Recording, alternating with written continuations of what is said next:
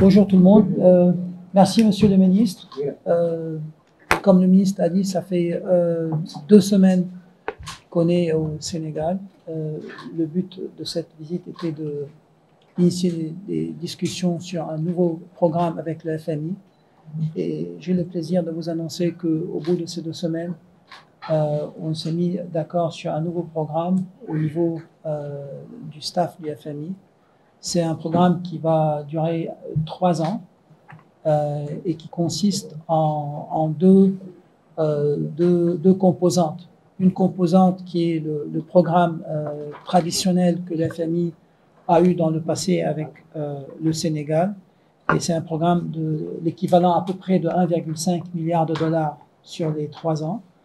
Et l'autre composante, c'est une composante c'est un programme contre les changements climatiques, une nouvelle facilité que le FMI a approuvé et adoptée en octobre de l'année passée, qui est disponible à tous les membres, et qui est l'équivalent à peu près de 300 millions de dollars aussi sur les 3 ans. Donc, un résumé, je vais vous donner un résumé de ce nouveau programme qui, au fait, porte sur 4 axes. Le premier axe, c'est le renforcement de la résilience des finances publiques. Comme vous le savez, et probablement je l'ai dit dans le passé, la dette du Sénégal a augmenté ces dernières années, principalement causée par les différents chocs, en commençant par la Covid, puis la guerre en Ukraine, la flambée des prix internationaux sur les produits pétroliers et alimentaires, ce qui a poussé le gouvernement du Sénégal, mais comme tout autre gouvernement dans les pays de la sous-région et au-delà de la sous-région, à avoir des déficits élevés. Et ceci a contribué à une augmentation de la dette publique qui s'élève à la fin de 2022 à peu près 76% du PIB.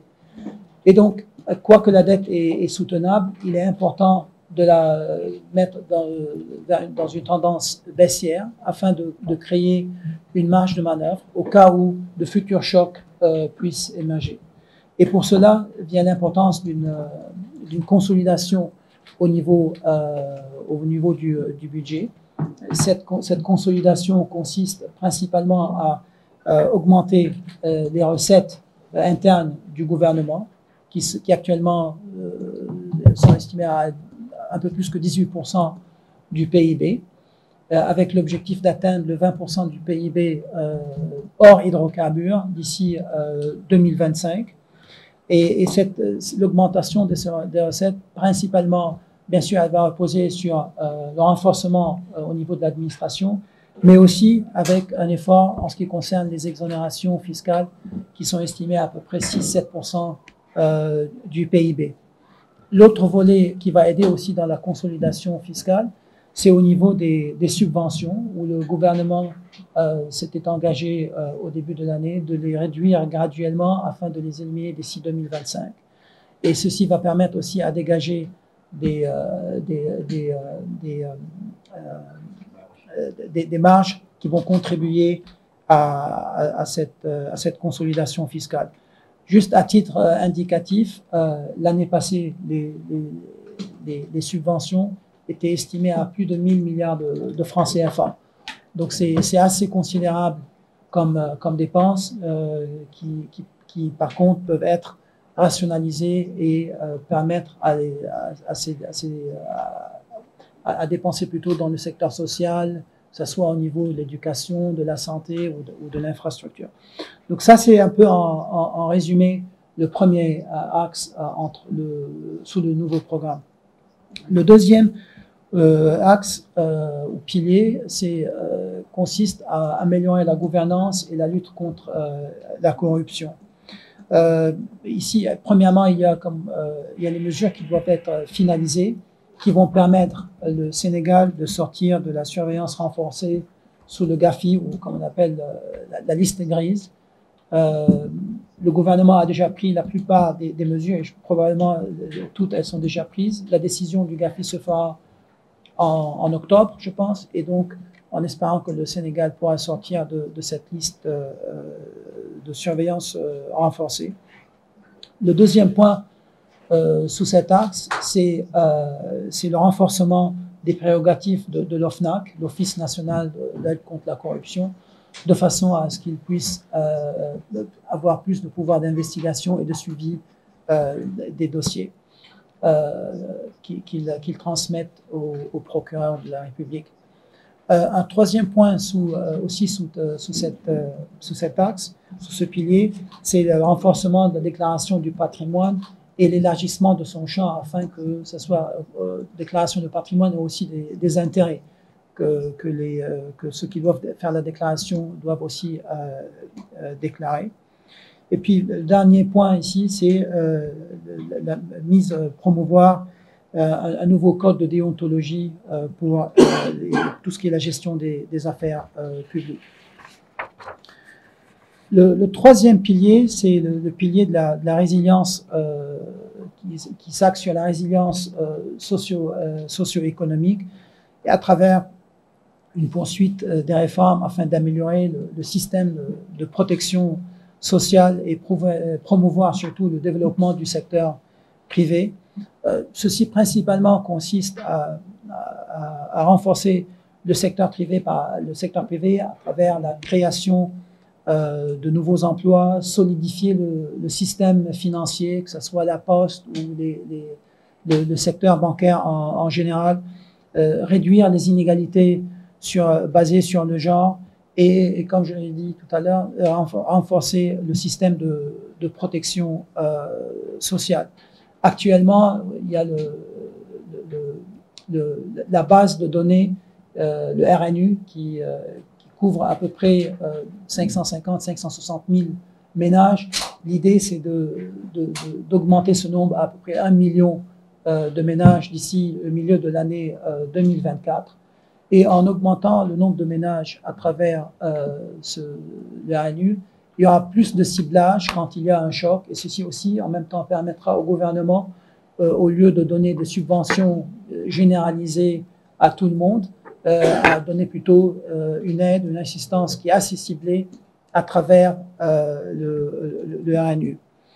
Et puis le dernier axe, c'est l'axe qui se concentre sur le renforcement de la résilience et le changement climatique. Et ça a un rapport avec la seconde facilité que j'ai mentionnée tout à l'heure, la facilité de résilience et de durabilité. Cet axe consiste principalement à soutenir les objectifs du gouvernement en ce qui concerne l'atténuation et l'adaptation au changement climatique. C'est aussi un pilier qui sera, si nous avons bien compris, qui fera partie du PAP 3 qui est actuellement en préparation. Et aussi, il permettra au gouvernement de respecter ses engagements internationaux en ce qui concerne les changements climatiques. Y compris sous ce pilier, il y a aussi l'intégration, l'idée d'intégrer tout ce qui est en relation avec le changement climatique dans le processus budgétaire, la préparation, au suivi et l'exécution. Donc, toutes ces réformes sous ces 4 piliers, on espère, permettront au gouvernement d'exécuter les réformes qu'ils ont des réformes économiques et financières. Et si tout va bien, nous voyons les perspectives économiques avec ces réformes d'une façon favorable.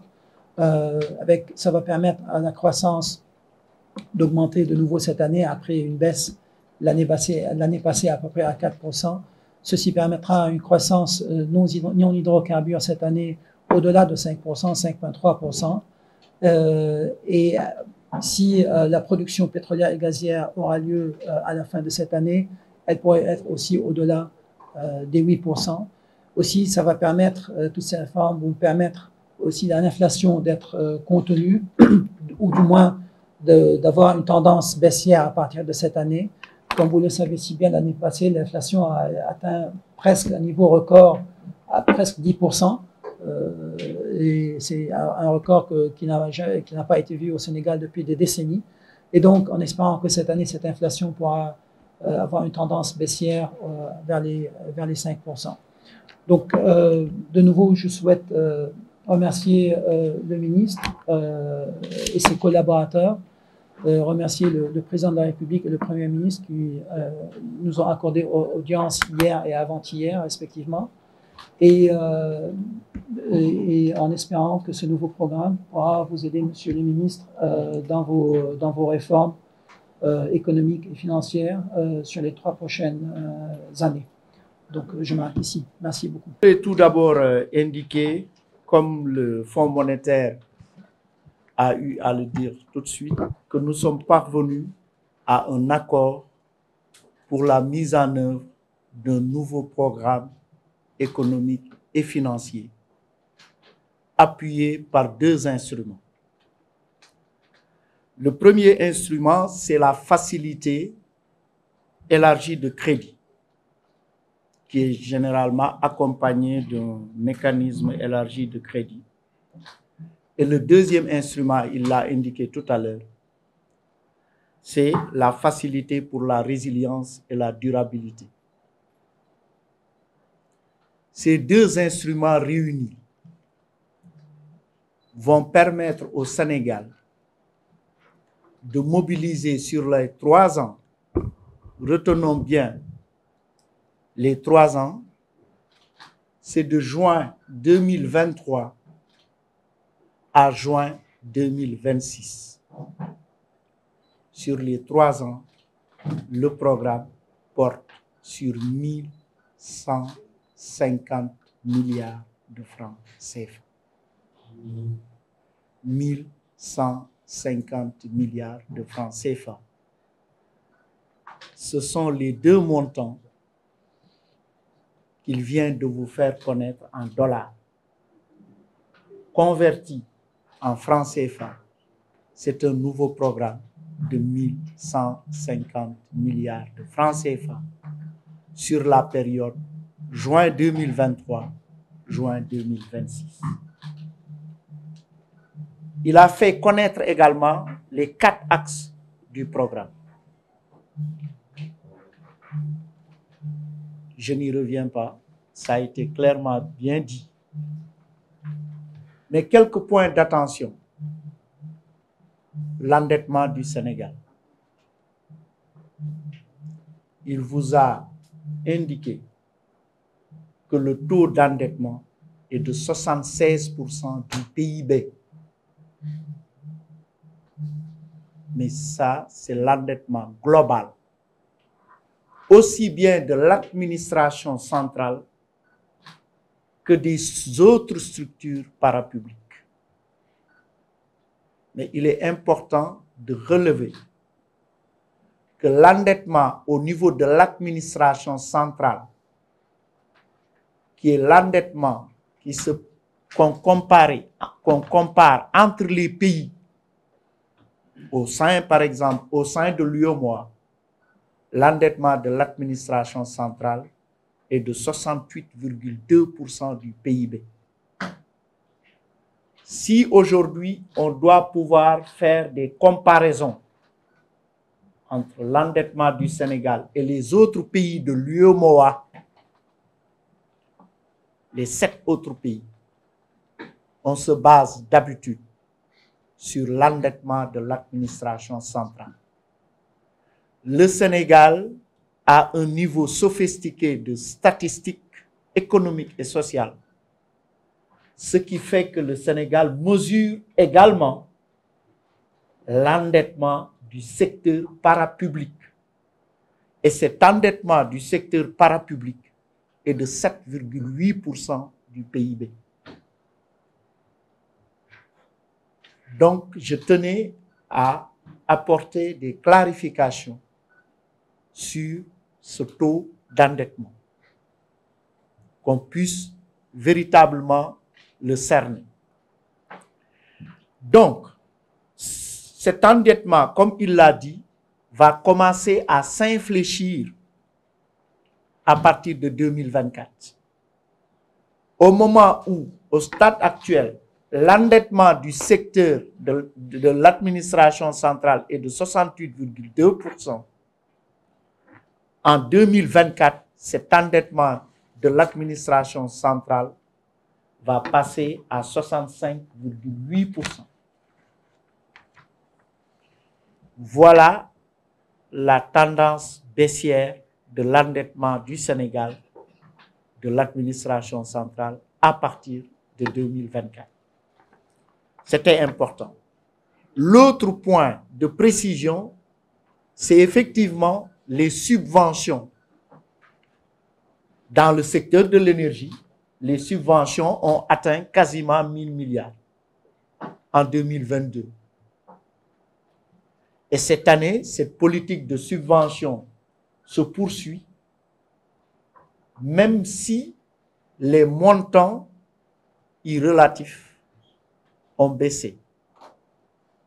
Mais néanmoins, dans le secteur de l'énergie, si aujourd'hui le gasoil coûte 755 francs le litre, chaque litre de gasoil consommé, sachez que le gouvernement subventionne toujours à hauteur de 65 francs CFA le litre de gasoil, malgré l'augmentation qui a été faite en début janvier. Sur également le gaz butane,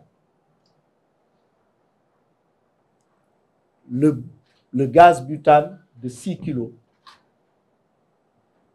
aujourd'hui coûte 2885. Sachez que il y a une subvention de l'État de 1123 francs pour les 6 kilos. C'est ça qu'on indique comme subvention accordée par l'État pour pouvoir renforcer toujours le pouvoir d'achat des populations. C'est 28% de subvention. Quand j'ai parlé tout à l'heure du gasoil, c'est 8% de subvention. En ce qui concerne l'électricité, des ajustements tarifaires ont été faits en janvier. Toujours au niveau des couches vulnérables, il n'y a pas eu d'augmentation. C'est à peu près 60% des ménages. C'est 1 156 000 ménages qui consomment quasiment au Sénégal, quasiment moins de 150 kWh, qui n'ont pas connu d'augmentation de leur facture d'électricité. Pour les autres, nonobstant les ajustements tarifaires qui ont été faits, le gouvernement continue de supporter sur chaque kilowattheure 27 francs CFA. C'est l'équivalent d'une subvention de 20%. Par conséquent, ce qu'on doit retenir des différents points qui ont été évoqués par M. Jamaïa. Le Sénégal vient de conclure avec le Fonds monétaire un nouveau programme sur 3 ans, juin 2023, juin 2026, d'un montant de 1150 milliards de francs CFA, et que son taux d'endettement, y compris les structures parapubliques de 76%, reste toujours soutenable, et que par rapport aux comparaisons qui sont généralement faites entre les pays, le taux d'endettement de l'administration centrale est de 68,2%, inférieur aux 70%. Et ce taux d'endettement connaîtra une tendance baissière à partir de 2024 pour s'établir à 65,8%. Sur l'énergie, c'est important, ils l'ont relevé, il y a eu une baisse des subventions, qui ont atteint près de 1 000 milliards en 2022 et qui ont été stabilisées dans le budget 2023 qui est actuellement en cours d'exécution à 450 milliards de francs CFA. Et malgré cette baisse des subventions, le gouvernement continue de subventionner l'électricité, comme je l'ai dit, à hauteur de 20%, 27 francs CFA le kilowattheure, et continue également à subventionner le gaz butane, 1123 francs CFA la bonbonne de 6 kg, près de 28%, et continue également à subventionner le gasoil à hauteur de 8%, 65 francs CFA le litre. Cependant, effectivement, une feuille de route a été déterminée dans le cadre du nouveau programme et les perspectives de production du gaz et du pétrole vont nous permettre progressivement de baisser les subventions pour d'autres usages alternatifs tels que les bourses familiales qui ont eu à augmenter et d'autres qu'on appelle les marqueurs sociaux qui rythment le magistère du président de la République, son Excellence Macky Sall. Voilà les précisions que j'avais voulu apporter à la suite des propos liminaires de M. Djamayel, auxquels je souscris totalement. Je vous remercie.